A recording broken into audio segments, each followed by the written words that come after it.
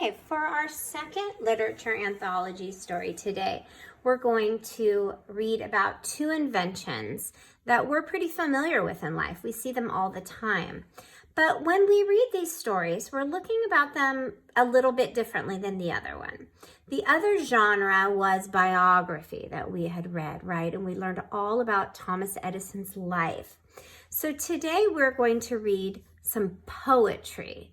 Now, poetry is different. It's not as cut and dry as in fiction and nonfiction. Poetry is a little bit more artistic, right? We know that poems are usually short lines, and we know they oftentimes will rhyme, and they use a lot of adjectives, right? Or a lot of languages that bring pictures to your mind. So today when we read our two poems, we're going to be doing a couple things. First, we're going to be thinking about the inventions that we're talking about. And then we're going to look at a very special literary element called alliteration. Can you say that with me? Say alliteration. Good. And you might be asking yourself, what is alliteration? What does that mean? That sounds like a very long and crazy word. And I'm going to tell you what it means, and we're going to talk about it. But we're going, like I told you, we're doing this for two reasons. So let's just read the poem first for just kind of enjoyment, and let's read about the topic, and we'll talk about the invention itself. So let's take a look at our first poem here. You can look at the picture and get the scene of the poem. Okay, so this poem is called Windshield Wipers. So what is the invention we're talking about here? Yeah, windshield wipers. Okay, raise your hand if you have ever heard of or seen windshield wipers. Yeah, all of you should have your hands up, right? Anytime it's a rainy day, the front of the car, those wipers are keeping it nice and clean so that your mom or your dad or your grandma or anybody can drive the car and be able to see out the windshield. Very, very important invention, right? So this poem is all about windshield wipers. And if you've ever seen a windshield wiper, you'll kind of understand what the poem's about. It's written by Rebecca Kai Dotlich. So let's go ahead and read it together. We're going to read this a couple times. So here we go. Let's read together first. Ready? Read. Squish, squish, squeegee, squish. Tossing rain, side to side. Squish, squish, squeegee, squish. Flap, flap, puddle, glide. Slosh, slosh, sloshing wash. Plish, plish, tidal toss. Squeegee, squish, squish, squish, sway. A perfect windshield wiper day. Okay, so that was probably a little tricky to follow along with me, right? Because there's a lot of strange words in there. And you don't have your very own book, so you're kind of having to look on the screen. I'm going to read it to you one more time, and I want you to close your eyes this time. And I want you to imagine a windshield wiper. And I want you to see if the sounds that I make when I read, if it sounds a little bit to you like the windshield wiper. So go ahead and close your eyes. Don't peek. Okay, I'm going to read it again. Here we go. Don't peek. Just close your eyes. Squish, squish, squeegee, squish. Tossing rain, side to side. Squish, squish, squeegee, squish. Flap, flap, puddle, glide.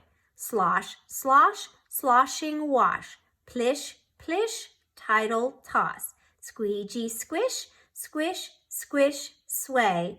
A perfect windshield wiper day. Okay, could you imagine with your mind the windshield wipers going back and forth and gathering all of that rain and sloshing it around? Okay, great. I hope that you could. So that's a great poem because it really puts a picture in our mind. And part of the reason why it puts a picture in our mind is the kinds of words that were used.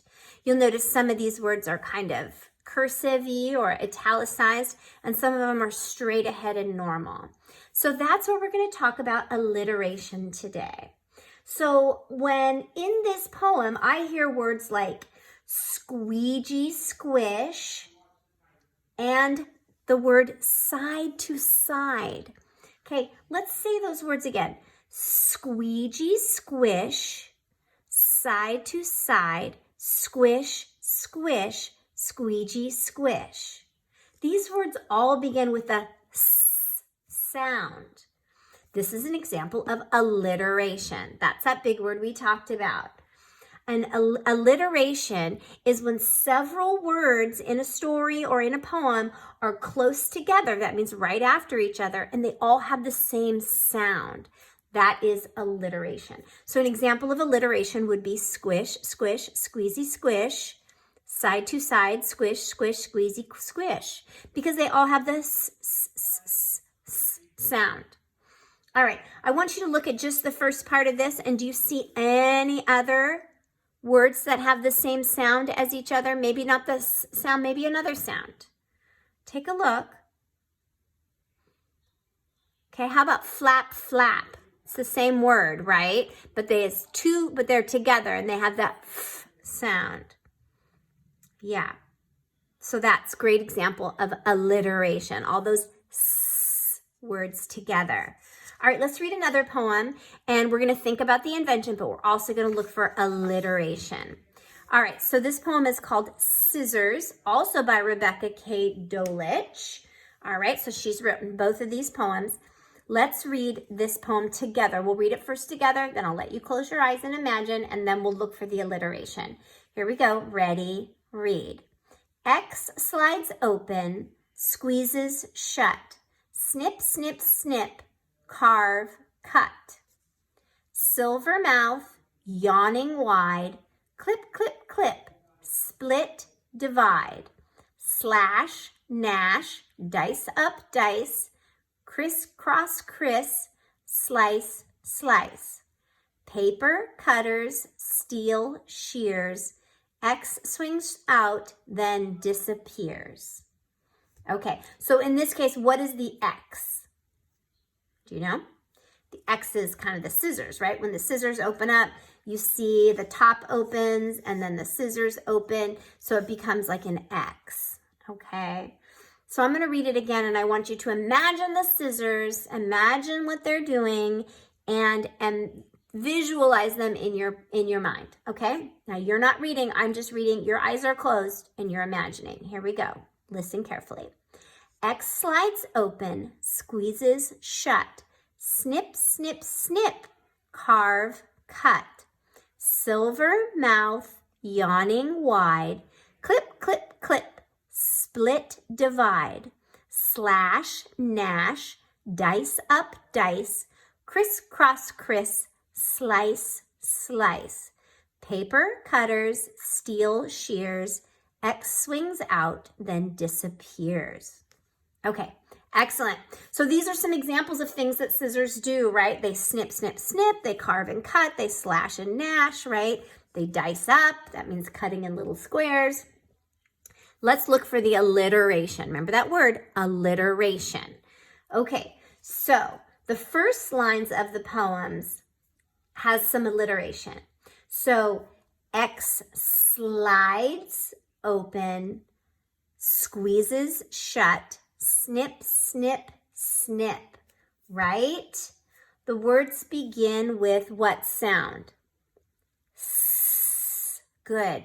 Squeezes shut, slides, snip, snip, snip. Lots of s sounds. What other words would begin with the same sound? Just on this first part, look here. What other words have the same sound? See if you can find them. Go ahead and say it out loud when you find them. Good. Carve, cut, right? What sound do they have? They have k, k, k. Very good. Okay. So now let's read some lines from the end of the poem. How about criss, cross, criss, slice, slice, paper, cutters, steel, shears, X swings out, then disappears. What sound do the words criss and cross begin with? Criss and cross. What sound? Say it. Good. They make the kr, kr, kr, kr. Good. Which words begin with a s sound in this poem right here? What begins with a s sound? Good.